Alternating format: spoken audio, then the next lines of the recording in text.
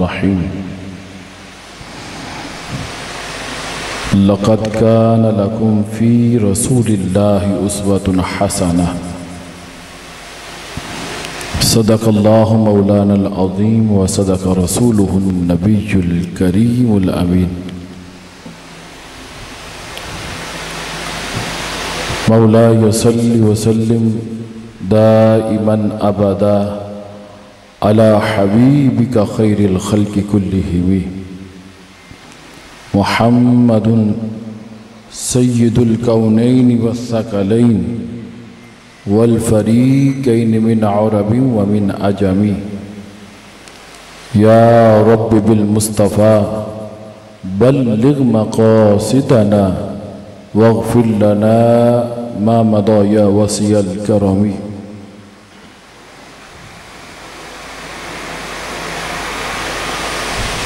اے چارہ گرے شوق کوئی ایسی دوا دے اے چارہ گرے شوق کوئی ایسی دوا دے جو دل سے ہر ایک غیر کی چاہت کو بلا دے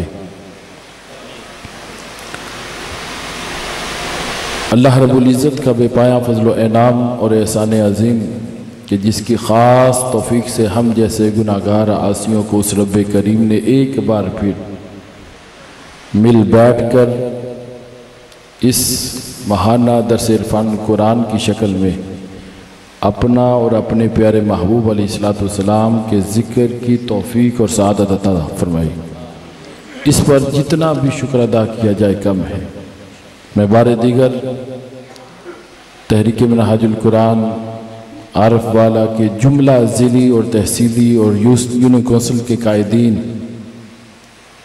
اور بالخصوص علماء اہل سنت مشائخ اعظام اور جملہ فورمز منہاج القرآن یوتھ لیگ مصطفی اسٹوڈنٹ موومنٹ اور ہماری مائیں بہنیں بیٹیاں منہاج القرآن نبی ملیک جو آج تشریف لائیں مبارکباد پیش کرتا ہوں اور آپ کے علم میں ہے کہ یہ ماہانہ درس عرفان القرآن کے لیے قبلہ شیخ الاسلام کے بہت ہی انتہائی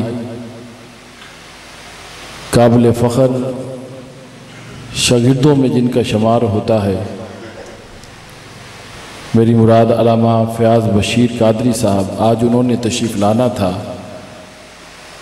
تو ان کی بہت زیادہ طبیعت اچانک خراب ہوئی اور علالت کی وجہ سے وہ نہ آ سکے تو ان کی جگہ ایک طالب علم کی حیثیت سے آج جو پیغام مصطفی ہے آج کی نشست میں درس عرفان القرآن کی شکل میں وہ آپ تک پہنچانے کی سعادت حاصل کر رہا ہوں میں بلا تاخیر اپنی گفتگو کی طرف آتا ہوں اپنے پیغام کی طرف کیونکہ علماء کے لیے تو یہ طالب علم سبق سنائے گا اور باقی تنظیمی اور تحریکی اور تمام احباب کے لیے یہ پیغام مصطفی ہوگا میں نے آپ کے سامنے ایک آیت کریمہ پڑھی ہے جو سورہ احزاب کی آیت نمبر 21 ہے کہ لَقَدْ كَانَ لَكُمْ فِي رَسُولِ اللَّهِ أُسْوَةٌ حَسَنَةٌ اور اس کا ترجمہ اس کا مفہوم آپ سب جانتے ہیں کہ اس آیت کریمہ میں اللہ رب العزت نے ارشاد فرمایا کہ بے شک تمہارے لیے رسول اللہ صلی اللہ علیہ وآلہ وسلم کی ذات گرامی اور آپ کی حیات طیبہ میں پیروی کے لیے ایک شاندار اسوہ ہے یعنی خوبصورت عمدہ اسوہ اور عمل نمونہ عمل اور نمونہ حیات ہے تو جو شخص اس آیت کریمہ کا جو پیغام ہے مفہوم ہے وہ یہ ہے کہ جو شخص اللہ رب العزت کو پانا چاہتا ہے اللہ رب العزت سے ملنا چاہتا ہے اور آخرت میں سرخرو ہونا چاہتا ہے وہ بغیر کسی جھجک کے، بغیر کسی شک اور شبہ کے اسوہ رسول صلی اللہ علیہ وآلہ وسلم کو اپنا لیں۔ آج جس سوسائٹی میں اور جس معاشرے میں ہم سب رہ رہے ہیں، ایک کو بند کر دیں تاکہ بیس آ جائے، کلیئر آواز چلی جائے۔ یہ ایسی سوسائٹی ہے اور ایسا معاشرہ ہے کہ جو افراد اور تفرید کا کثرت کے ساتھ شکار ہو چکا ہے، اور اس افراد اور تفرید کی وجہ سے ہماری سوسائٹی اور معاشرے میں دو طبقات پیدا ہو گئے ہیں۔ میں مختصر سی ان دو طبقات کا تعارف کروا کر تو میں اسی آیت کریمہ کے مفہوم اور پیغام کی طرف آتا ہوں۔ وہ جو دو طبقات افراد اور تفرید کی شکل میں ہمیں سوسائٹی میں نظر آتے ہیں، اور مسلمانوں کو دو بڑے طبقوں میں تقسیم کر دیا گیا ہے۔ ایک میلاد مصطفیٰ صلی اللہ علیہ وآلہ وسلم منانے والے، اور دوسرا طبقہ سیرت مصطفیٰ صلی اللہ علیہ وآلہ وسلم کی بات کرنے والے۔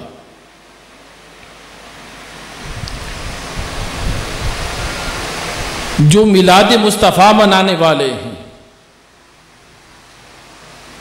وہ یہ سمجھتے ہیں کہ میلاد مصطفیٰ صلی اللہ علیہ وآلہ وسلم منا لینا، جو ان جلوس کر لینا میلاد مصطفیٰ پر، محافل کا انعقاد کر لینا، محافل میں چلے جانا، اس کا انتظام اور احترام کر لینا، جلسے جلوس کر لینا، ضیافت میلاد کی شکل میں اظہار محبت کر لینا، یہی سب کچھ ہے۔ اور سیرت کا نام لینے والے وہ کلیتاً میلاد مصطفیٰ کا انکار کرتے نظر آتے ہیں ہمیں۔ اور یہ دونوں طبقات کی دونوں جو سوچیں ہیں یہ ٹوٹلی غلط ہیں۔ جو کہتا ہے کہ میلاد ہی سب کچھ ہے، بس یہ بھی سوچ غلط ہے، اور جو کہتا ہے کہ سیرت ہی سب کچھ ہے، یہ بھی سوچ غلط ہے۔ ہمیں افراد اور تفرید سے نکل کر اور انتہا پسند رویوں سے نکل کر ہمیں اعتدال پسندی کے رستے کی طرف جانا ہوگا۔ اگر ہم نے اس سوسائٹی کو اور اس معاشرے کو ہم نے افراد اور تفرید سے اگر بچانا ہے۔ میلاد مصطفیٰ کا پیغام سیرت مصطفیٰ صلی اللہ علیہ وآلہ وسلم کا نام لینے والوں کے لیے وہ یہ ہے کہ اے سیرت مصطفیٰ کی بات کرنے والوں سنو، اگر میلاد مصطفیٰ نہ ہوتا تو سیرت مصطفیٰ بھی نہ ہوتی۔ اگر حضور تشریف نہ لاتے، حضور کا میلاد نہ ہوتا، تو بتائیے سیرت مصطفیٰ ہمیں نصیب ہوتی؟ نہ ہوتی۔ اسی طرح سیرت کا پیغام ہے میلاد منانے والوں کے لیے کہ اے میلاد مصطفیٰ منانے والوں، اگر صرف میلاد مصطفیٰ ہی مناتے رہے اور سیرت سے کتراتے رہے تو یاد رکھو پھر میلاد مصطفیٰ کا مقصد ہی فوت ہو جائے گا، مقصد کبھی پورا نہیں ہوگا۔ تو لہذا آج اس پرفتن دور میں عالمی سفیر امن، مجدد رواں صدی، سالار عشق مصطفیٰ، داعیے اتحاد امت حضور سیدی شیخ الاسلام ڈاکٹر محمد طاہر القادری مدث اللہ علی وہ عظیم ہستی ہیں کہ جنہوں نے اپنی زندگی کا ایک بہت بڑا حصہ تحریک منہاج القرآن کے 40 سال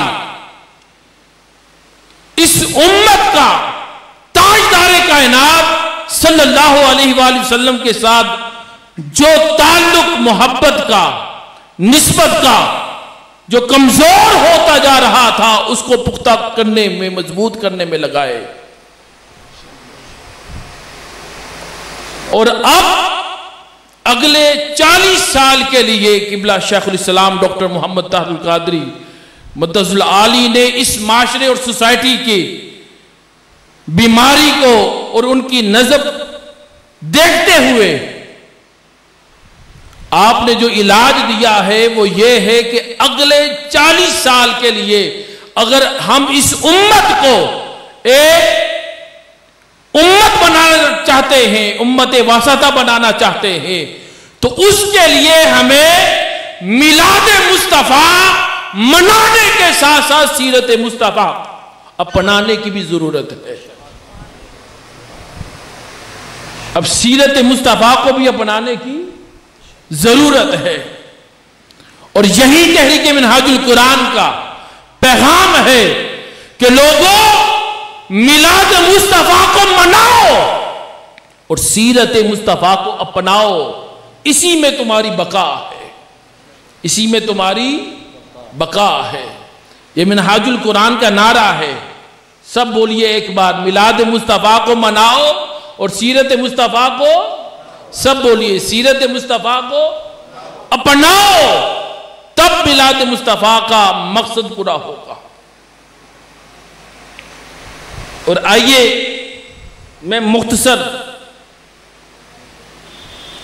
اس سیرت مصطفیٰ صلی اللہ علیہ وآلہ وسلم کا جو فیض ہے اس کو سمجھنے کے لیے 1400 سال پہلے کا ایک زمانہ ہے، 1450 سال کا. اپنے تصور میں اس زمانے کو، اس سوسائٹی کو دیکھیے کہ اس سوسائٹی کے حالات کیا ہیں. چشم تصور میں اس زمانے کا احاطہ کیجئے. میں اس زمانے کے کچھ احوال آپ کے سامنے رکھتا ہوں اور آپ چشم تصور میں اس کو دیکھنے کی اور سمجھنے کی کوشش کیجئے. اور چشم تصور ہی میں اس زمانے کے حالات بھی آپ کے سامنے رکھنا چاہتا ہوں. پھر چشم تصور میں ہی آپ کو اس سوسائٹی میں کسی سے ملوانا بھی چاہتا ہوں، ملاقات بھی کروانا چاہتا ہوں. 1450 سال پہلے سرزمین عرب ہے، وہاں پر ایک شہر ہے اور اس شہر کے اندر مختلف قبائل ہیں، اور اس سوسائٹی میں تعلیم نام کی کوئی شے ہمیں دور دور تک نظر نہیں آتی. اس سوسائٹی، اس معاشرے میں ہمیں تربیت نام کی کوئی شے نظر نہیں آتی، تہذیب نظر نہیں آتی، ثقافت نام کی کوئی شے نہیں ہے. یہ وہ زمانہ ہے، یہ وہ سوسائٹی ہے جس سوسائٹی میں انسان کی کوئی عزت نہیں ہے، کوئی تکریم نہیں ہے. اس سوسائٹی میں، اس معاشرے میں عورت سب سے زیادہ مظلوم اور محروم ہے. اس سوسائٹی کے لوگ، اس معاشرے کے لوگ عورت کو محروم رکھتے ہیں اس کے حق سے، اور اس کو غلاموں کی طرح ڈیل کرتے ہیں، اور وہ تمام حقوق سے محروم رہتی ہے اس معاشرے کی عورت اور خاتون. اور یہاں تک کہ اس سوسائٹی کا حال یہ ہے کہ اگر اس سوسائٹی میں، اس معاشرے میں اگر کوئی عورت بیوہ ہو جاتی تو اسے کالی کوٹری میں قید کر دیا جاتا، بند کمرے میں، اس کی آزادی سلب کر دی جاتی۔ یہ وہ سوسائٹی ہے، وہ معاشرہ ہے جس سوسائٹی میں اگر کسی گھر میں بچی پیدا ہو جاتی تو اس کو زندہ دفن کر دیا جاتا تھا۔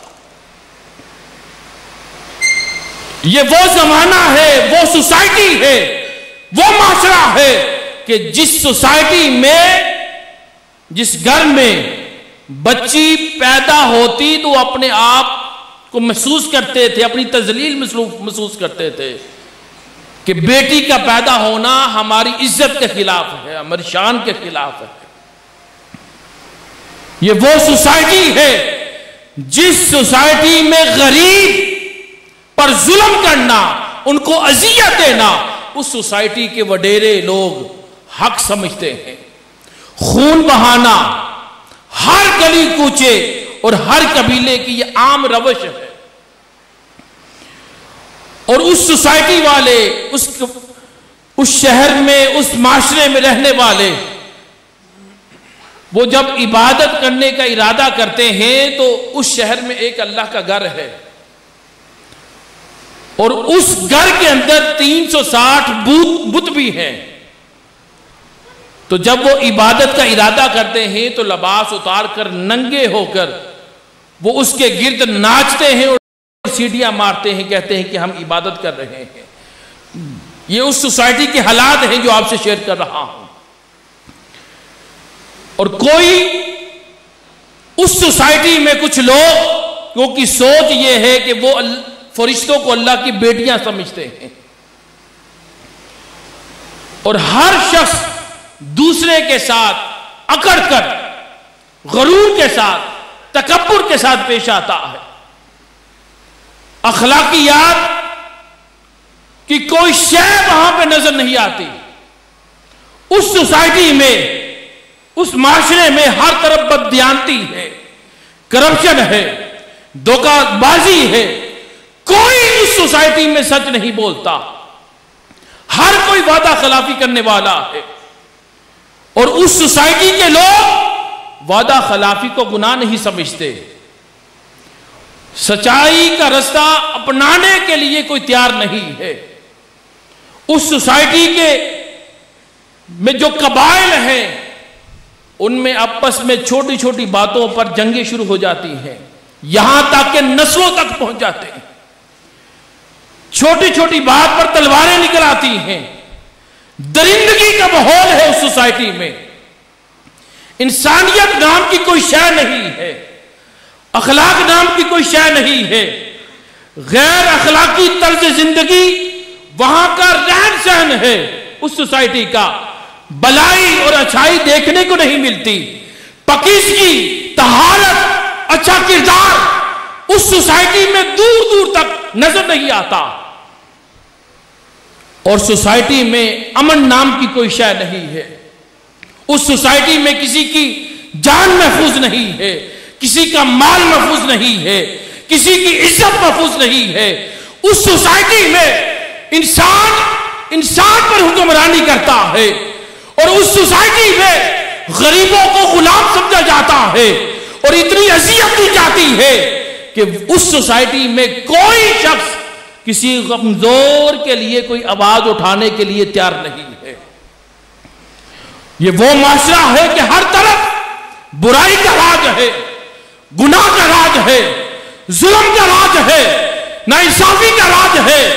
کوئی سسٹم نہیں ہے اس سوسائٹی میں، کوئی ریاست نام کی، کوئی قانون نام کی، کوئی آئین نام کی، کوئی سماجی ضابطہ نہیں ہے، کوئی سیاسی ضابطہ نہیں ہے، کوئی اخلاقیات نہیں ہے جو اس سوسائٹی کو درست رستے پر لا سکے۔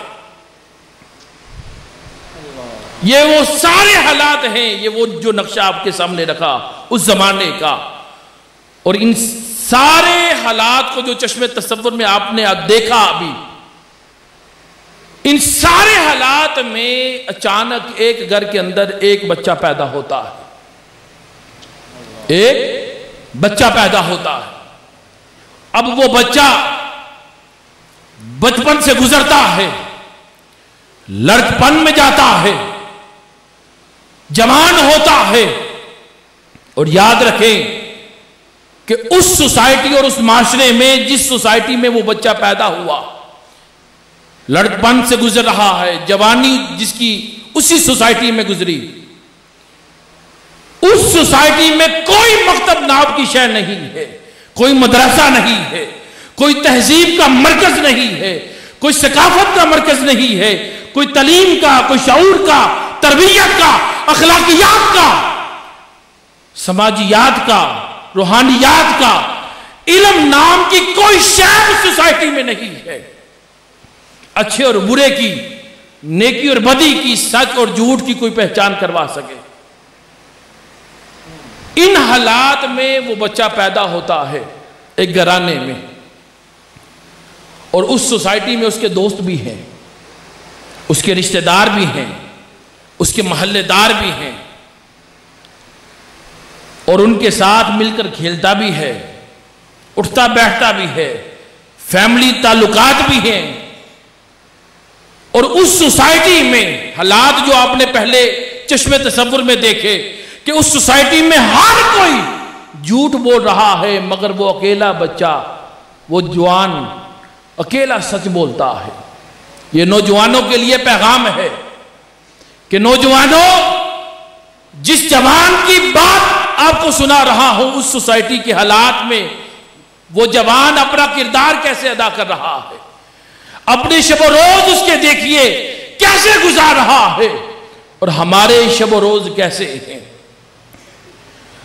اس سوسائٹی میں چاروں طرف وعدہ خلافی کرنے والے ہیں، مگر اس سوسائٹی میں سارے وعدہ خلافوں کی متبادل ایک وہ نوجوان ہے جو اکیلا اپنے وعدے کو نبھانے والا ہے۔ چاروں طرف برائی کرنے والے ہیں، وہ تنہا اچھائی کرنے والا ہے۔ چاروں طرف ظلم ہے، وہ تنہا رحم کرنے والا ہے۔ چاروں طرف اس کی عمر کے ہم عمر لوگ جو ہیں نوجوان، وہ گپے مارتے ہیں اور بے روا روی کی رستے پر چلتے ہیں، مگر وہ اپنے دامن کو بچا کر تنہا اکیلا ایک جگہ پر خاموش رہتا ہے۔ لوگ، اس سوسائٹی کے لوگ بددیانتی کرتے ہیں، مگر وہ نوجوان امانت اور دیانت کے رستے کو اختیار کرتا ہے۔ اور یاد رکھیں، اس معاشرے اور سوسائٹی میں لوگ دھوکہ دیتے ہیں، وہ وفا کا رستہ اختیار کرتا ہے۔ لوگ جوا کھیلتے ہیں، وہ پرہیز کرتا ہے۔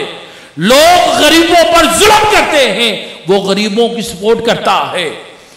لوگ کمزوروں پر زیادتی کرتے ہیں، وہ کمزوروں کا ساتھی بنتا ہے۔ لوگ کعبے میں جا کر 360 بتوں کی پوجا کرتے ہیں، وہ بتوں سے دور کھڑا ہوتا ہے۔ اس سوسائٹی کے لوگوں میں امتیازی سلوک کرتے ہیں، وہ سب کے ساتھ برابری کے ساتھ پیش آتا ہے۔ لوگ سخت مزاج ہیں، سخت روح ہیں، وہ نرم خو اور نرم عادات والا ہے۔ لوگ ظالم ہے، وہ رحمت کرنے والا ہے۔ وہ انسانیت کو عزت دینے کی بات کرتا ہے اس سوسائٹی میں۔ وہ نوجوان لوگوں کی عافیت کی بات کرتا ہے، بیواؤں کی بات کرتا ہے، ہمسایوں کے حقوق کی بات کرتا ہے، عورتوں کو عزت دینے کی بات کرتا ہے، بچیوں کو زندہ دفن نہ کرنے کی بات کرتا ہے۔ لوگ ہر ایک سے روڈ ہو کر ملتے ہیں، وہ اکیلا نوجوان ہے کہ ہر ایک کو مسکرا کر ملتا ہے۔ ارے اس سوسائٹی میں ہر کوئی تفرقہ ڈالنے والا ہے، توڑنے والا ہے، وہ تنہا نوجوان ہے جو ہر ایک کو جوڑنے والا ہے۔ لوگ ہر طرف ہر وقت غصے میں دکھائی دیتے ہیں، اسے جب بھی دیکھتے ہیں وہ ہر وقت مسکراتا ہوا نظر آتا ہے، اس کے چہرے پر مسکراہٹ ہوتی ہے۔ لوگ انتقام کی بات کرتے ہیں، وہ اکیلا معاف کرنے کی بات کرتا ہے۔ لوگ جہالت کی بات کرتے ہیں، وہ علم و شعور کی بات کرتا ہے۔ لوگ کسی کو ایک پائی دینے کے لیے تیار نہیں ہے، وہ سب کچھ اپنا لٹانے کے لیے تیار ہے۔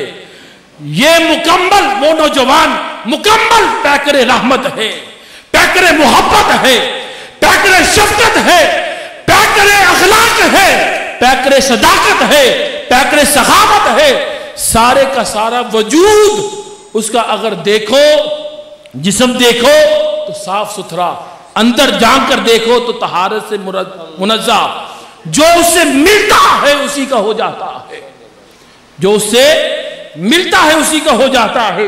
یہ ساری چیزیں ایک ایسی سوسائٹی میں ہو رہی ہیں، یہ سارے کام ایک ایسے شخص میں ہیں جسے یہ باتیں بتانے والا، سنانے والا، دکھانے والا اس معاشرے میں کوئی نہیں ہے۔ اس معاشرے میں وہ نوجوان پیدا ہو کر سچائی کا، علم کا، نور کا، صداقت کا، بلائی کا، احسان کا اور نرمی کا پیکر بنتا چلا جاتا ہے، اور اتنا بڑا پیکر بنتا ہے، اتنا بڑا کہ ہر طرف اس کی روشنی بکھرنے لگتی ہے، ہر طرف روشنی بکھرنے لگتی ہے۔ تو ہر کوئی پوچھتا ہے کہ یہ کون ہے، یہ کون ہے، یہ کس قبیلے سے تعلق رکھتا ہے، کس کا بیٹا ہے۔ لوگ ہر طرف سے آوازیں آتی ہے، پوچھ رہے ہیں یہ کون ہے۔ کچھ کہتے ہیں اور تو کچھ نہیں جانتے، صرف یہ جانتے ہیں یہ عبداللہ کا بیٹا محمد ہے صلی اللہ علیہ وسلم، محمد ہے عبداللہ کا بیٹا۔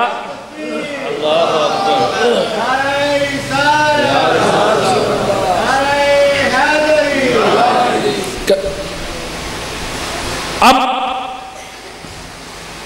وہ نوجوان اپنے 40 سال کی زندگی اس سوسائٹی میں گزارتا ہے، اور 40 سال کی عمر کو جب وہ پہنچتا ہے تو وہ اپنے اس شہر مکہ کے مختلف قبائل کے سرداروں کو ایک پہاڑی پر اکٹھا کرتا ہے، جمع کرتا ہے، اور جمع کر کے پیغام دیتا ہے کہ سنو، میں محمد بن عبداللہ ہوں صلی اللہ علیہ وسلم، میں اللہ کا آخری رسول، آخری نبی ہوں، مجھ پر وحی آئی ہے، اللہ نے مجھے پیغام بھیجا ہے کہ تم 360 بتوں کو چھوڑ کر وحدہ لا شریک کی عبادت کرو۔ اس نے مجھے پیغام دیا ہے کہ ظلم کو ختم کر دو، اس نے پیغام دیا ہے کہ ناانصافی کو ختم کر دو۔ وہ نوجوان تاجدار کائنات آقا علیہ السلام کی وہ ہستی اس سوسائٹی کے، اس معاشرے کے وڈیروں کو، لوگوں کو نیا میسج دے رہے ہیں، نیا پیغام دے رہے ہیں کہ میرا خدا کہتا ہے کہ حرام کھانا بند کر دو، عورتوں پر ظلم بند کر دو، بچیوں پر ظلم بند کر دو، کمزور اور غریبوں پر ظلم بند کر دو۔ سب انسان برابر ہیں، قبائلی عصبیت نہیں ہے، اور جو کچھ ان کے کلچر میں اس زمانے کے جو سوسائٹی کے لوگ ہیں، صدیوں سے جو ان کے ہاں کلچر چلتا آ رہا تھا، اس کے مد مقابل، اس کے برعکس آقا علیہ السلام نے انہیں ایک نیا نظام دیا، نیا بیانیہ دیا، اور لوگ اور اس سوسائٹی کے، اس قبائل کے بڑے وڈیرے لوگ، سردار، وہ ایک دوسرے کو دیکھتے ہیں کہ یہ بیانیہ کہاں سے آ گیا۔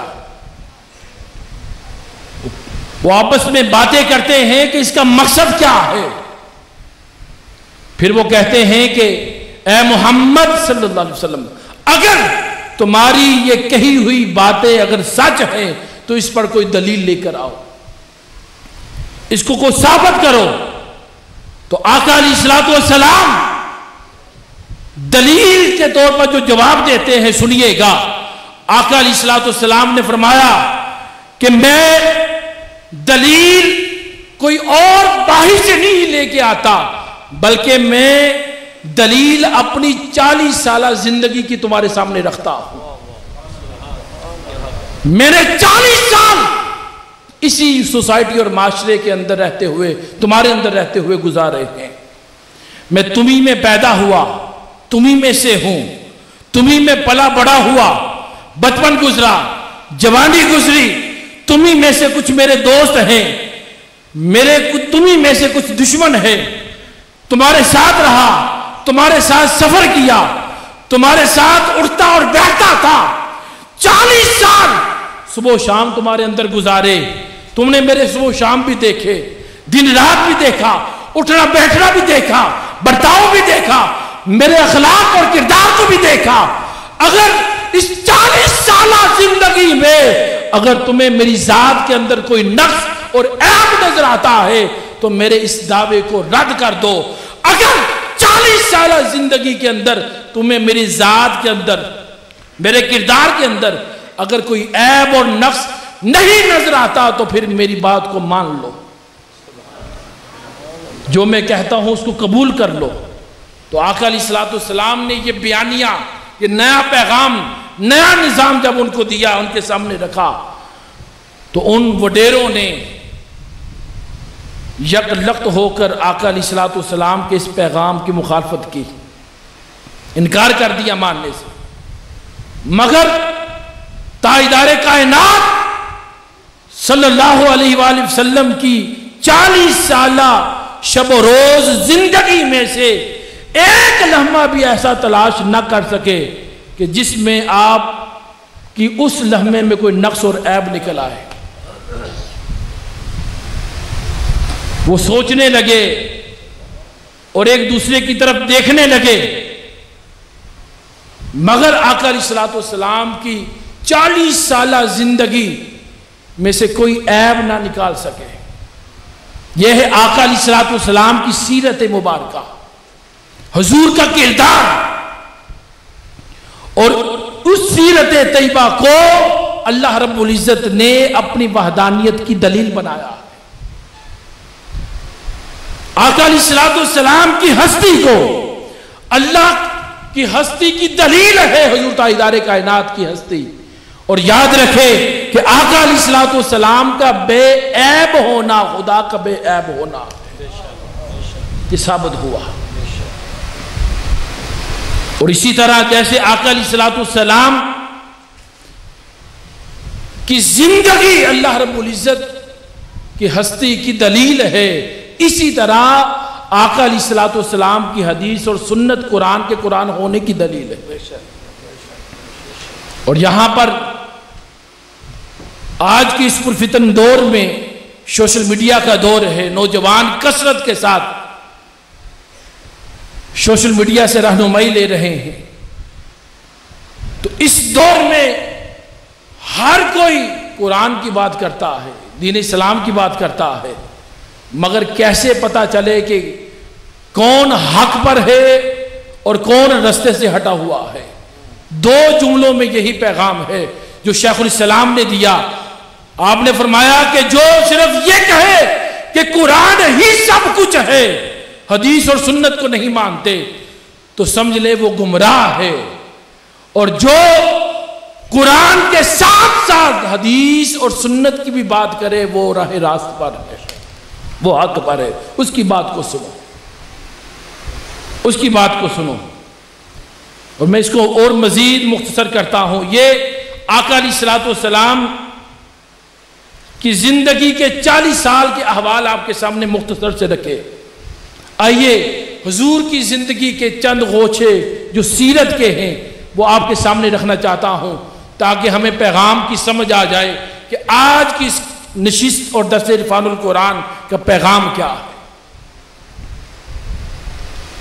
بخاری شریف کی حدیث پاک ہے جس کو حضرت ابو ہریرہ رضی اللہ تعالیٰ عنہ بیان کرتے ہیں۔ یہ حدیث پاک آپ نے سن رکھی ہے، مگر اس حدیث مبارکہ میں سیرت کا جو پہلو ہے وہ آپ کے سامنے رکھنا چاہتا ہوں۔ حضرت ابو ہریرہ رضی اللہ تعالیٰ عنہ بیان کرتے ہیں کہ آقا علیہ السلام کی مجلس میں ہم بیٹھے ہوئے تھے کہ اچانک ایک شخص حاضر ہوتا ہے اور آ کر عرض کرتا ہے، یا رسول اللہ صلی اللہ علیہ وآلہ وسلم، میں تباہ و برباد ہو گیا، ہلاک ہو گیا، حضور نے پوچھا، آقا علیہ الصلوۃ والسلام نے فرمایا اس کی وجہ کیا ہے بتاؤ؟ اس نے عرض کیا، یا رسول اللہ صلی اللہ علیہ وآلہ وسلم، میں نے روزے کی حالت میں اپنے بیوی سے تعلق قائم کر لیا ہے، میرا روزہ ٹوٹ گیا ہے۔ تو آقا علیہ الصلوۃ والسلام نے فرمایا کہ کوئی بات نہیں، ٹوٹ گیا ہے تو اس کا کفارہ ادا کر دو۔ تو اس نے عرض کی، یا رسول اللہ صلی اللہ علیہ وآلہ وسلم، کفارہ کیا ہے؟ حضور نے فرمایا تمہارے پاس غلام ہے؟ اس نے عرض کی، یا رسول اللہ صلی اللہ علیہ وسلم، آقا میرے پاس غلام تو نہیں ہے۔ حضور نے فرمایا اگر ہے تو اس کو آزاد کر دو، کفارہ ادا ہو جائے گا۔ حضور نہیں ہے۔ اب حضور کی ڈیلنگ دیکھیں، حضور کا بیہیویئر دیکھیں، آقا علیہ الصلوۃ والسلام کا اس سائل کے ساتھ شفقت اور محبت دیکھیے کہ حضور تاجدار کائنات اس کے لیے کیسے آسانیاں پیدا فرما رہے ہیں دوسروں کے لیے۔ تو حضور نے فرمایا اچھا غلام نہیں ہے آزاد کرنے کے لیے تو 60 دن کے روزے رکھ لو، کفارہ ادا ہو جائے گا۔ اس نے عرض کی، یا رسول اللہ صلی اللہ علیہ وآلہ وسلم، آقا ایک دن کا تو رکھ نہیں سکا پورا، تو 60 دن کے روزے کیسے رکھوں؟ یہ نہیں کر سکتا۔ آقا علیہ الصلوۃ والسلام نے اور شفقت فرماتے ہوئے فرمایا، حضور نے فرمایا کہ اچھا یہ نہیں کر سکتے تو 60 بندوں کو کھانا کھلا دو، مسکینوں کو، یتیموں کو، تمہارا کفارہ ادا ہو جائے گا۔ اس نے کہا یا رسول اللہ میں تو غریب ہوں، کہاں سے کھلاؤں؟ صحابہ بیان کرتے ہیں حضور خاموش ہو گئے، کچھ دیر ہم بھی حضور کو تک رہے ہیں، حضور مجلس میں کچھ دیر کے لیے خاموش ہوئے۔ اچانک کھجوروں کا ایک ٹوکرا آتا ہے، حضور کی بارگاہ میں تحفہ پیش کیا جاتا ہے۔ آقا علیہ الصلوۃ والسلام کی بارگاہ میں جب وہ ٹوکرا کھجوروں کا آتا ہے تو حضور کھجوروں کا ٹوکرا لے کر آپ فرماتے ہیں کہ وہ سائل کدھر ہے؟ وہ ہاتھ کھڑا کرتا ہے، یا رسول اللہ میں حاضر ہوں۔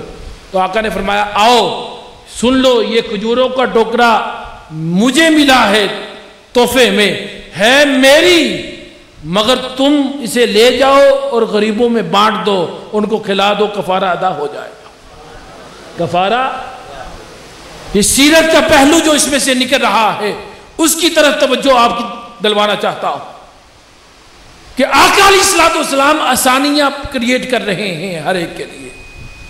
اس نے عرض کی، یا رسول اللہ پورے مدینہ میں سے مجھ سے زیادہ بھی کوئی غریب ہے؟ مجھ سے بھی زیادہ کوئی غریب ہے؟ تو آقا علیہ الصلوۃ والسلام اس کی بات یہ سن کر مسکرائے، اور صحابہ بیان کرتے ہیں اتنا مسکرائے کہ آپ کے دندان مبارک کے پچھلے دان دارے نظر آنے لگے، اتنا مسکرائے اس کی یہ بات سن کر۔ حضور نے مسکرا کر فرمایا اچھا چلو کوئی بات نہیں، اس کو لے جو، تم کھاؤ اور اپنے گھر والوں کو، بچوں کو کھلاؤ، تمہارا کفارہ ادا ہو جائے گا۔ اب اس حدیث پاک میں ہمارے لیے جو پیغام مل رہا ہے کہ تاجدار کائنات ہر ایک کے لیے آسانیاں کریٹ کر رہے ہیں، اور ایک ہم ہیں جو غلامی مصطفیٰ کا دعویٰ کرتے ہیں اور نعرے لگاتے ہیں کہ غلامی رسول میں موت بھی قبول ہے، مگر حضور کے اسی دوسرے امتی، ہر ایک امتی کے لیے ہم مشکلیں کریٹ کر رہے ہیں۔ کر رہے کہ نہیں کر رہے؟ اگر ہم سب اپنی اپنی سطح پر جا کر دیکھیں، اگر کوئی باپ ہے وہ اپنی سطح پر دیکھے، اگر کوئی اولاد ہے تو اولاد دیکھے کہ ہم اپنے والدین کے لیے کیسی کیسی مشکلات کریٹ کر رہے ہیں، نافرمانی کر کے، بے ادبی کر کے، ان کا کہا نہ مان کر۔ اگر بیوی اور شوہر ہے تو وہ دیکھیں کہ ہم، بیوی سوچے کہ میں اپنا محاسبہ کرے کہ میں اپنے شوہر کے لیے کون سی مشکلات کریٹ کر رہی ہوں،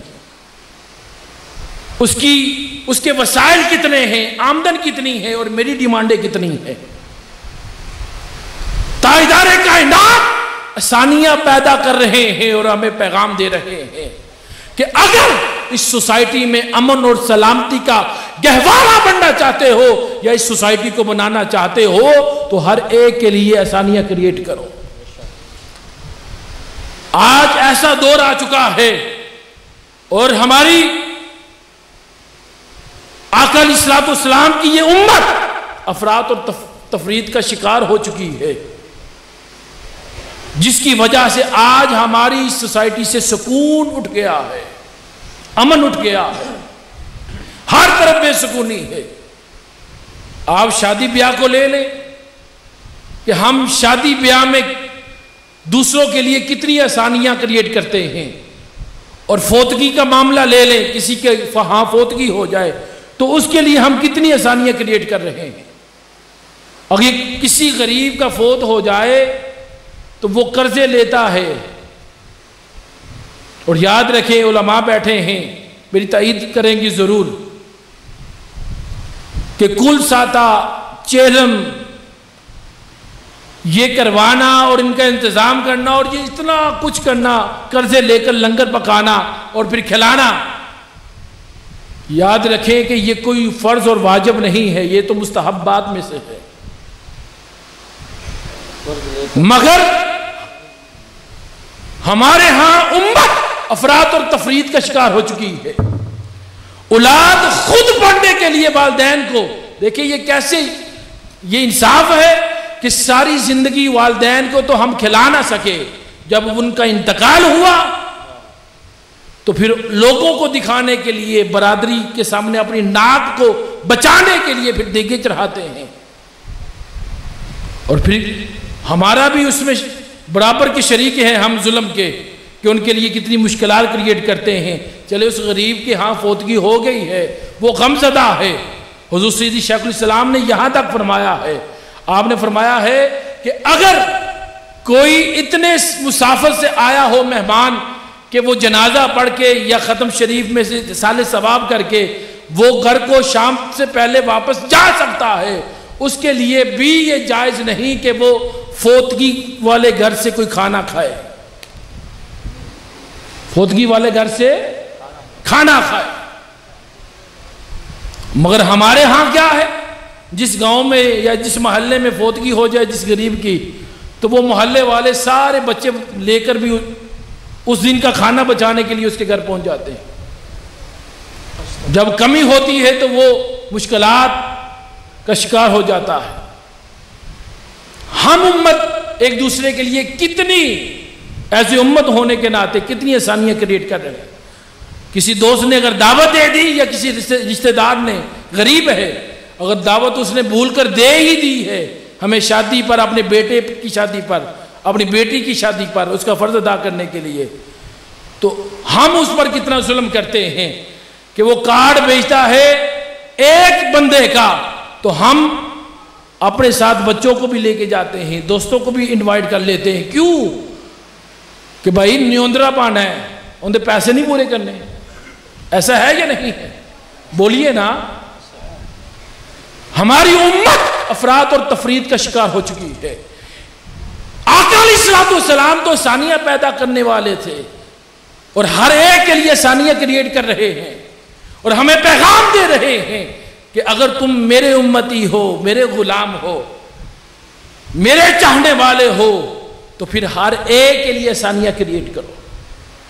آقا علیہ الصلوۃ والسلام نے فرمایا کہ وہ ہم میں سے نہیں ہے، اور ایک حدیث میں آیا کہ وہ کامل مسلمان نہیں ہے کہ جس کے ہاتھ اور زبان سے دوسرا مسلمان محفوظ نہ ہو۔ ابھی تو ہم کامل مسلمان نہیں ہوئے، تو مومن تو اس کے بعد کا درجہ ہے، پھر صاحب ایمان اس کے بعد کا درجہ ہے۔ ابھی تو ہم مسلمان کامل نہیں ہوئے۔ بتائیں، اور ہم سب اگر اپنا محاسبہ کریں، اپنے گریبان میں جھانکے کہ ہماری زبان اور ہمارے ہاتھ سے کون محفوظ ہے؟ سوسائٹی میں کوئی محفوظ ہے؟ ہر سطح پہ اگر ہم محاسبہ اپنا کریں، دیکھتے چلے جائیں، صرف اسی حدیث کو لے لیں آپ کہ ہماری زبان اور ہاتھ سے کون محفوظ ہے۔ اگر اس کی حقیقت اور اس پیغام کی اگر سمجھ آ گئی تو خدا کی عزت کی قسم ہمارا وجود سراپا امن اور سلامتی والا بن جائے گا ہر ایک کے لیے۔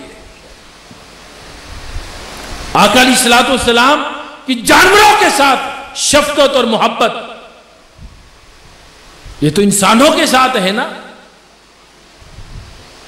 اور آقا علیہ الصلوۃ والسلام، ایک حدیث پاک ہے، حضرت تمیم داری رضی اللہ تعالیٰ عنہ بیان کرتے ہیں کہ ہم حضور کی بارگاہ میں بیٹھے ہوئے تھے کہ آقا علیہ الصلوۃ والسلام کی بارگاہ میں ایک اونٹ آیا دوڑتا ہوا، اور آ کر اس نے حضور کے سر انور کے قریب منہ کر کے کچھ بربرانے لگا، کچھ کہنے لگا.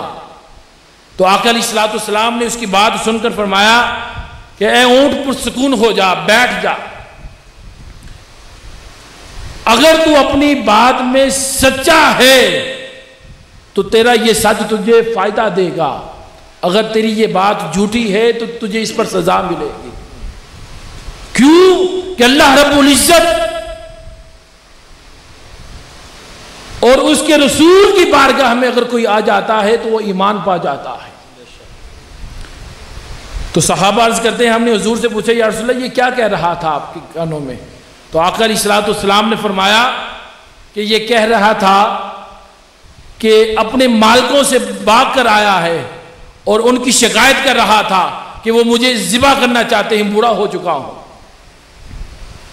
تو میں بھاگ کر آیا ہوں، اور مجھے پتا ہے کہ میری جان کی حفاظت ایک ہی در ہے جہاں سے ہو سکتی ہے، ایک ہی در ہے جہاں پر میری جان اور عزت اور آبرو کی حفاظت ہو سکتی ہے.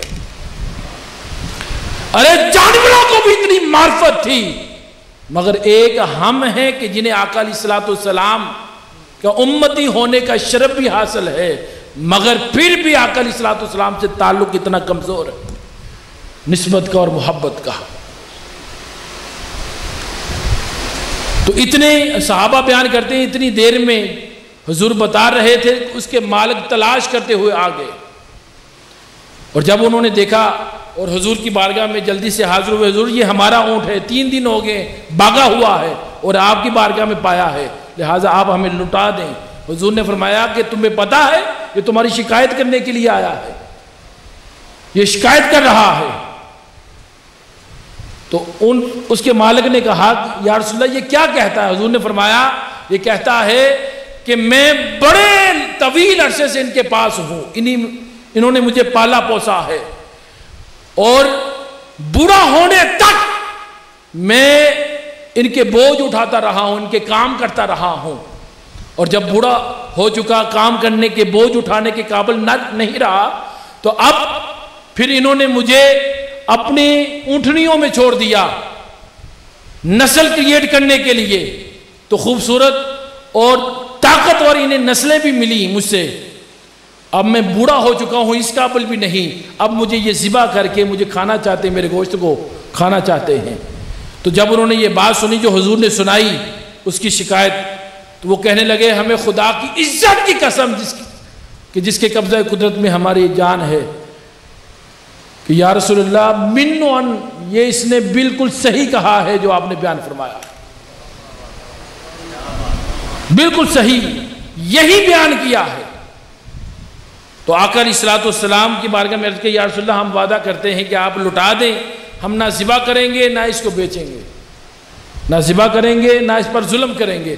حضور نے فرمایا نہیں، تم جھوٹ بولتے ہو، تم جھوٹ بولتے ہو، تم اسے لے جاؤ گے ذبح کر کے گوشت کھا لو گے.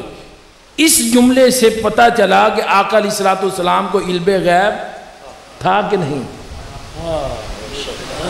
علم غیب تھا کہ نہیں.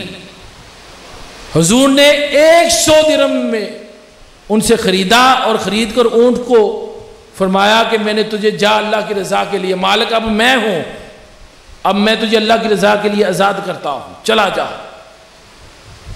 تو وہ اتنا خوش ہوا اور جانے سے پہلے آقا علیہ الصلوۃ والسلام کے سر انور کے قریب پھر سر لے کر آیا، کچھ کہا، حضور نے آمین کہا.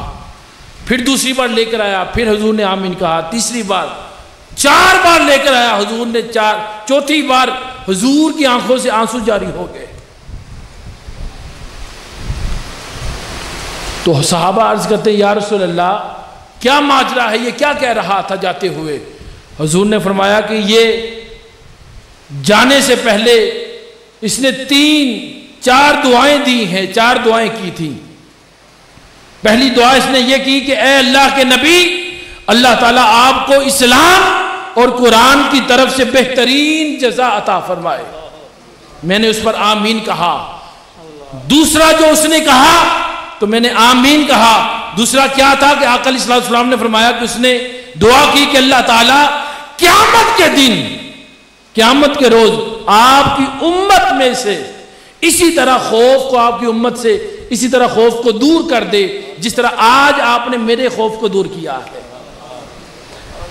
پھر تیسری دعا تھی، آقا علیہ السلام نے فرمایا کہ وہ کہہ رہا تھا کہ اللہ تعالیٰ دشمنوں سے آپ کی امت کے خون کو اسی طرح محفوظ رکھے جس طرح آج آپ نے میرے خون کی حفاظت فرمائی ہے۔ اس پر میں نے آمین کہا۔ اور چوتھی دعا اس نے یہ کی کہ یا رسول اللہ، اللہ تعالیٰ میدان جنگ میں آپ کی امت کو لڑنے سے بچا لے، فساد سے بچا لے۔ تو آقا علیہ السلام رو پڑے۔ حضور نے فرمایا میری آنکھوں سے آنسو آ گئے، اس سے پہلے میں نے بھی یہی دعائیں کی تھی، 3 پہلی قبول ہوگی، چوتھی پر جبریل امین آ گئے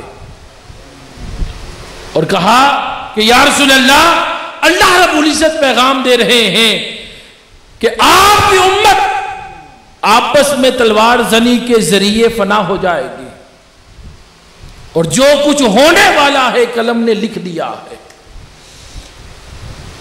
یہ آقا علیہ السلام کی جانوروں کے ساتھ شفقت اور محبت اور رحمت کا انداز دیکھیے کہ ان کے لیے کتنی آسانیاں کریٹ کر رہے ہیں۔ کھجور کا تنا آپ نے سن رکھا ہے کہ حضور کی جدائی میں رو رہا ہے۔ حضور منبر پر بیٹھ کر خطبہ دینے لگے تو وہ خشک کھجور کا تنا آہو بقا کرنے لگا، اور صحابہ بیان کرتے ہیں کہ اس کی اتنی اونچی آواز تھی رونے کی کہ پوری مسجد نبی گونج اٹھی اس کی آواز سے۔ کیا تھا کہ چند لمحوں کے لیے، چند دنوں کے لیے، چند عرصے کے لیے حضور جمعے والے دن اس کے ساتھ ٹیک لگا کر، خشک کھجور کا تنا تھا، ٹیک لگا کر آقا علیہ السلام خطبہ دیا کرتے تھے۔ تو جب منبر بنا تو منبر پر جب تشریف فرما ہوئے، جلوہ گر ہوئے تو خطبہ دینے لگے تو اس سے جدائی برداشت نہ ہوئی، رونے لگا۔ حضور منبر چھوڑ کر نیچے آ گئے، حضور سے برداشت نہ ہو سکا اس کا رونا، برداشت نہ ہو سکا۔ یہ تو معجزہ ہے آقا علیہ السلام کا کہ خشک کھجور کا تنا رونے لگے، باتیں کرنے لگے، آہو بقا کرنے لگے۔ تو یہ تو حضور کا معجزہ تھا، مگر اس میں سے سیرت کا پہلو کیا ہے جو شیخ الاسلام ڈاکٹر محمد القادری مدد اللہ علیہ نے ہماری رہنمائی فرمائی ہے، جو پیغام دیا ہے سیرت کا، وہ یہ کہ ایک کھجور کا خشک تنا اگر وہ چند لمحوں کے لیے حضور سے اپنی نسبت کو جوڑ لیتا ہے، حضور سے اپنی نسبت کو جوڑ لیتا ہے، تو یاد رکھیں کہ آقا علیہ السلام اسے بھی تنہا نہیں چھوڑتے۔ جب وہ غمزدہ ہوتا ہے، اس پر کوئی پریشانی آتی ہے، تاجدار کائنات اپنا منبر چھوڑ کر اس کے پاس چلے آتے ہیں، اسے سینے سے لگاتے ہیں، اسے سینے سے لگاتے ہیں۔ یہ اس کھجور کے تنے کو دیکھیے کہ چند لمحوں کے لیے حضور سے نسبت قائم کی، اور حضور نے اس کی لاج رکھی، اس کو تنہا نہیں چھوڑا۔ اور یہاں تک کہ طویل حدیث ہے، یہاں تک کہ اس کے کہنے پر حضور نے فرمایا کہ اگر چاہتے ہو کہ دنیا پر تجھے اللہ کے ہاں دعا کرتا ہوں کہ تم یہیں پر سبز ہو جاؤ، ہرے بڑے ہو جاؤ اور قیامت تک تمہارا پھل کھاتے رہے، اگر چاہو تو جنت میں لگوا دیتا ہوں، اللہ سے دعا کرتا ہوں۔ آقا علیہ السلام نے دعا کی، اسے جنت میں لگوا دیا، خبری دی، خوشخبری دی۔ تو اس کے بعد صحابہ سے کہا اس کو دفن کر دو۔ ارے اس خشک کھجور کے تنے کو یہ نسبت اور یہ اعزاز حاصل ہے، کیوں کہ آقا علیہ السلام سے محبت کا تعلق جوڑ لیا تھا، نسبت کا تعلق جوڑ لیا تھا۔ تو جو حضور سے اپنا تعلق مضبوط کر لیتا ہے، آقا اسے کبھی بھی تنہا نہیں چھوڑتے، کبھی بھی تنہا، سب بولیے کبھی بھی تنہا نہیں چھوڑتے. اور حضور کی ساری زندگی مبارکہ سیرت مصطفیٰ اس کو سٹڈی کریں کہ آقا علیہ الصلوۃ والسلام کی ساری زندگی حضور نے کیسے گزاری. اپنی ایمانداری کے ساتھ بتائیے گا. میں اختتام کی طرف اور پیغام کی طرف آ رہا ہوں. اپنی ایمانداری سے بتائیں کہ کیا آپ نے کبھی علماء سے یا سیرت کی کتابوں میں کبھی پڑھا کہ آقا علیہ الصلوۃ والسلام نے اپنی ساری زندگی میں کسی سے سختی سے بات کی ہو؟ جواب دیجئے گا. میں سوال کر رہا ہوں، آپ جواب دیں. کیا آقا علیہ الصلوۃ والسلام نے جھوٹ بولا؟ کیا کسی سے دھوکہ دہی کی، بددیانتی کی، وعدہ خلافی کیا؟ بولیے نا. کیا کسی سے؟ کسی کو تکلیف دی اپنی زبان سے یا ہاتھ سے؟ کسی کے لیے مشکلات کریٹ کی؟ کسی پر ظلم کیا؟ کسی کے ساتھ ناانصافی کی؟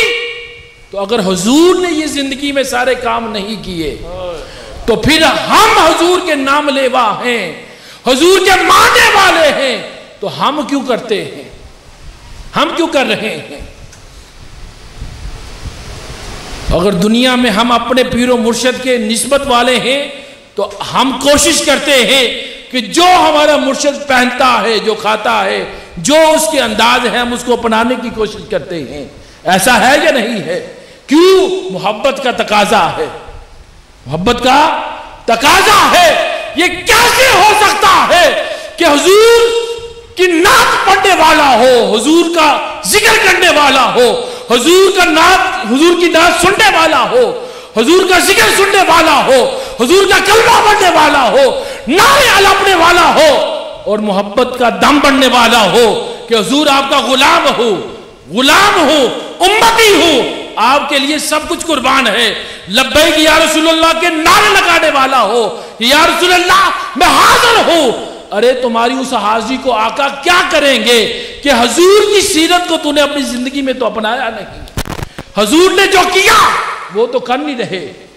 حضور کا نعرہ لگا کر تم تو لوگوں کے دلوں کو دکھی کر رہے ہو.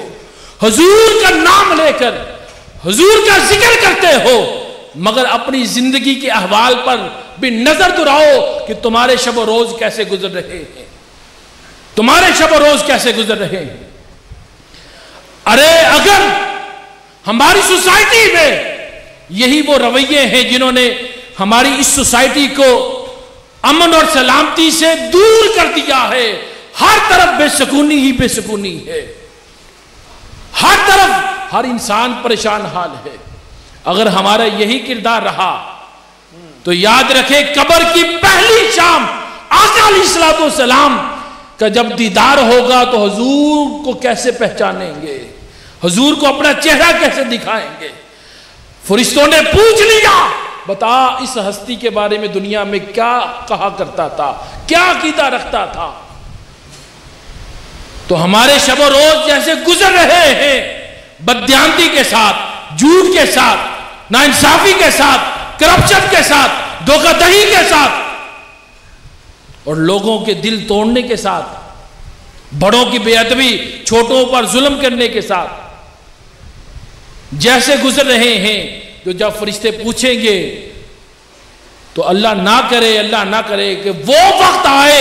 حضور سیدی شیخ الاسلام فرماتے ہیں کہ اگر آقا نے فرما دیا کہ فرشتوں اس سے کیا پوچھنے ہو، مجھ سے پوچھو، یہ وہ بد وقت ہے کہ کلمہ میرا پڑھتا تھا، ذکر میرا کرتا تھا، تقریریں میرے نام کی کرتا تھا، نعتیں میری سنتا تھا، مگر اس کی ساری زندگی کے احوال، سیرت اور اخلاق دور دور تک اس کی سیرت کے اندر نہیں تھے.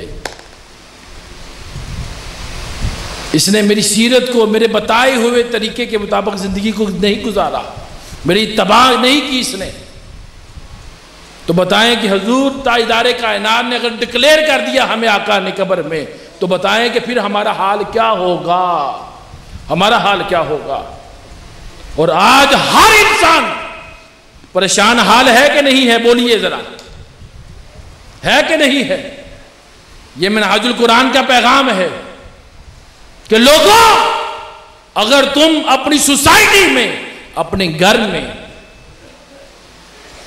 اپنے شہر میں، اپنے علاقے میں اگر ہر طرف امن اور سلامتی دیکھنا چاہتے ہو، اگر اس معاشرے کو مصطفی معاشرہ بنانا چاہتے ہو، اگر اپنے گھر کو مصطفی گھرانہ بنانا چاہتے ہو، اپنے کردار کو اگر مصطفیت میں ڈالنا چاہتے ہو، تو پھر تمہیں سیرت مصطفیٰ پر عمل کرنا ہوگا، کہ پھر تجھے میلاد مصطفیٰ کو منانا ہوگا اور سیرت مصطفیٰ کو اپنانا ہوگا، سیرت مصطفیٰ کو اپنانا ہوگا۔ اور ہر انسان آج پریشان حال ہے، مارا مارا پھر رہا، اور منہاج القرآن یہی پیغام دیتی ہے کہ لوگوں اور حضور کے غلاموں، اگر تم اپنی زندگی میں سکون چاہتے ہو تو یاد رکھو سکون کا راستہ اور کہیں نہیں ہے، وہ صرف اور صرف تاجدار کائنات کی ذات سے جڑنے میں ہے، حضور کی سیرت کے ساتھ جڑنے میں ہے، حضور کی سیرت کے ساتھ جڑنے میں ہے۔ اور اس بے سکونی کی زندگی میں اگر ہم سکون چاہتے ہیں تو یاد رکھیں پھر ہمیں آقا علیہ الصلوۃ والسلام تاجدار کائنات سے غلامی میں جڑنا ہوگا، تاجدار کائنات کی محبت کے ساتھ جڑنا ہوگا، حضور کی اطاعت کے ساتھ جڑنا ہوگا، حضور کی اتباع کے ساتھ جڑنا ہوگا، حضور کی سیرت کے ساتھ جڑنا ہوگا۔ ہمارا اٹھنا بیٹھنا چلنا پھرنا سب کچھ حضور کے اسوہ کے رنگ میں رنگنا ہوگا، تو تب جا کر ہمیں وہ ابدی سکون نصیب ہوگا، ہمیں اپنی طبیعتوں میں سکون کا چشمہ کھولنا ہوگا۔ اور یہی پیغام ہے منہاج القرآن کا کہ لوگوں وہ ابدی سکون حضور کے عشق میں ہے، وہ ابدی سکون حضور کی محبت میں ہے، وہ ابدی سکون حضور کی اطاعت میں ہے، حضور کی اتباع میں ہے، وہ ابدی سکون سارے کا سارا دین اسلام میں ہے، وہ ابدی سکون۔ بس ہمیں کیا کرنا ہے؟ ہمیں اپنے اعتبار اور انداز کو بدلنا ہوگا، اپنے احوال کو شب و روز کو بدلنا ہوگا، اور اپنی طبیعتوں کے اندر سکون کا چشمہ کھولنا ہوگا، اللہ کے حضور سجدہ ریز ہونا ہوگا، اور حضور کے توسل سے اپنے خدا کو راضی کرنا ہوگا، اپنے خدا کو راضی کرنا ہوگا۔ آؤ آج یہ عہد کر کے جائیں کہ آؤ حضور سے عہد وفا کریں کہ آقا علیہ الصلوۃ والسلام سے اپنی محبت کے ساتھ ساتھ اب حضور کی سیرت کے تعلق کو بھی اپنی ذات کے ساتھ جوڑنا ہوگا۔ جوڑیں گے تب ہماری آقا علیہ الصلوۃ والسلام سے محبت کامل ہوگی۔ اور یاد رکھیں آقا علیہ الصلوۃ والسلام کو اس سے خوشی نہ ہوگی جو محبت کا دعویٰ کرے مگر اپنا عمل حضور کے عمل سے جدا رکھے، حضور کو اس سے خوشی نہیں ہوگی۔ آؤ اگر آج ہم سب اپنا حق ادا کرنا چاہتے ہیں غلامی مصطفیٰ کا ہونے کا، اگر امتی ہونے کا حق ادا کرنا چاہتے ہیں، تو پھر آؤ ہمیں سچے عاشق بن کر، سچے غلام بن کر، غلامی کا پٹا اپنے گلے میں ڈال کر دین اسلام کے فروغ کے لیے، دین اسلام کی سربلندی کے لیے متحد ہونا ہوگا، ایک ہونا ہوگا، اور دین اسلام کے پیغام امن کو پڑھ کر اس پر عمل پیرا ہو کر اپنے آپ کو مصطفی دائرے میں لے کر آنا ہوگا، خود بھی مصطفی بننا ہوگا، اور اپنے گھرانے کو بھی مصطفی گھرانہ بنانا ہوگا، اور اپنے معاشرے کو بھی مصطفی معاشرہ بنانا ہوگا۔ یہ کیسے ہوگا؟ اللہ رب العزت نے بالکل آسان سا ہمیں حل عطا فرمایا کہ وَاعْتَصِمُوا بِحَبْلِ اللَّهِ جَمِيعًا وَلَا تَفَرَّقُوا۔ اگر تم مصطفی بننا چاہتے ہو، اپنے معاشرے کو مصطفی بنانا چاہتے ہو، تو پھر اس جماعت کے ساتھ جڑ جاؤ جس جماعت پر میری رحمت دست رحمت ہے، میری دست رحمت ہے۔ اور جتنی بڑی جماعت ہوگی، جتنی بڑی جماعت ہوگی، اتنا کرم اور خیرات اور اتنی رحمت اللہ رب العزت کی اس جماعت پر ہوتی ہے۔ اگر انسان اکیلا نماز پڑھے، ایمانداری سے بتائیے، اکیلا تو کتنی نمازوں کا ثواب ملتا ہے؟ ایک۔ تو اگر وہی انسان جماعت کے ساتھ پڑھے تو کتنی؟ 27 نمازوں کا ثواب. ایسے ہی ہے نا, جتنا بڑا اجتماع ہوتا چلا جائے گا اتنا اجر بڑھتا چلا جاتا ہے. اجتماعیت کا کیا فائدہ ہے؟ نماز تو ہم گھر میں لائٹ آف کر کے کمرے کے اندر تنہائی میں پڑھیں تو سکون آتا ہے کہ نہیں آتا؟ تو جماعت کے ساتھ پڑھنے کا حکم کیوں دیا آقا علیہ الصلوۃ والسلام؟ ایک امام کے پیچھے نماز با جماعت پڑھنے کا حکم کیوں دیا؟ اس لیے کہ تاکہ اس سوسائٹی کے, اس محلے کے سارے افراد جب ایک جگہ پر اکٹھے ہوں گے تو اس کی نماز کے بعد اللہ کو راضی کرنے کے بعد ایک دوسرے کے احوال جانیں گے, احوال جانیں گے. آپ نے حضور کی سیرت کو اور احادیث کو سن رکھا ہے. وہ یہودی نوجوان جو حضور کی جوڑا مبارک کو سیدھا کیا کرتا تھا, بیمار ہونے پر حضور نے پوچھا تو صحابہ نے بتایا کہ یا رسول اللہ وہ تو کئی دن سے بیمار ہے. جماعت کا یہ فائدہ ہے, جماعت کا یہ فائدہ ہے. تو اللہ رب العزت کی رحمت جماعت پر ہے. اور اس وقت آپ کے سامنے پوری دنیا کی عالمگیر تحریک منہاج القرآن کی شکل میں سب سے بڑی اجتماعیت آپ کے سامنے ہے. اس کے ساتھ جڑیے نوجوانوں, منہاج القرآن یوتھ لیگ کا دستے بازو بنو. میری ملت کے طلباء مصطفی اسٹوڈنٹ موومنٹ کا کہ دستے بازو بنو. آؤ اگر مستحق بننا چاہتے ہو. ہماری مائیں بہنیں بیٹیاں اگر چاہتی ہے کہ ہم بھی اپنے آپ کو, اپنے گھرانے کو اور سوسائٹی کو, معاشرے کو مستفوی بنائیں تو اس کے لیے آپ کو منہاج القرآن ویمن لیگ میں شمولیت کی دعوت دیتا ہوں. آؤ منہاج القرآن کا حصہ بنو, منہاج القرآن علماء کونسل کا حصہ بنو. اسی میں تمہاری بقا ہے.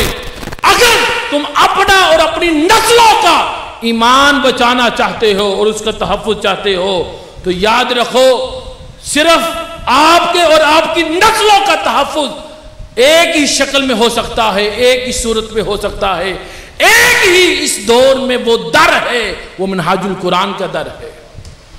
اس سے جڑو. یہ رسول نما تحریک ہے, رسول نما تحریک ہے. اس لیے علامہ اقبال نے کیا خوب پیغام دیا کہ قوت عشق سے ہر پست کو بالا کر دے, دہر کو اس میں محمد سے اجالا کر دو. کی محمد سے وفا تو نے تو ہم تیرے ہیں, یہ جہاں چیز کیا ہے لوح قلم تیرے. اللہ رب العزت کی بارگاہ میں دعا ہے کہ اللہ تعالی ہمیں صحیح معنی میں اس پیغام مصطفی کو سمجھ کر اس پر عمل پیرا ہو کر اپنی زندگیوں میں عملی انقلاب برپا کرنے کی توفیق عطا فرمائے. میں بار دیگر تمام قائدین کا شکریہ ادا کرتا ہوں کہ اللہ رب العزت ان کو سلامت رکھے کہ جو اپنی تمام تر مصروفیات کو بالا طاق رکھتے ہوئے دین اسلام کی خدمت کر رہے ہیں شب و روز. اللہ رب العزت ان پر اپنی خاص نظر رحمت فرمائے اور حضور سیدی شیخ الاسلام کا ان کو فیض عطا فرمائے. اللہ رب العزت ہم سب کا حامی و ناصر و ما علینا الا البلاغ المبین.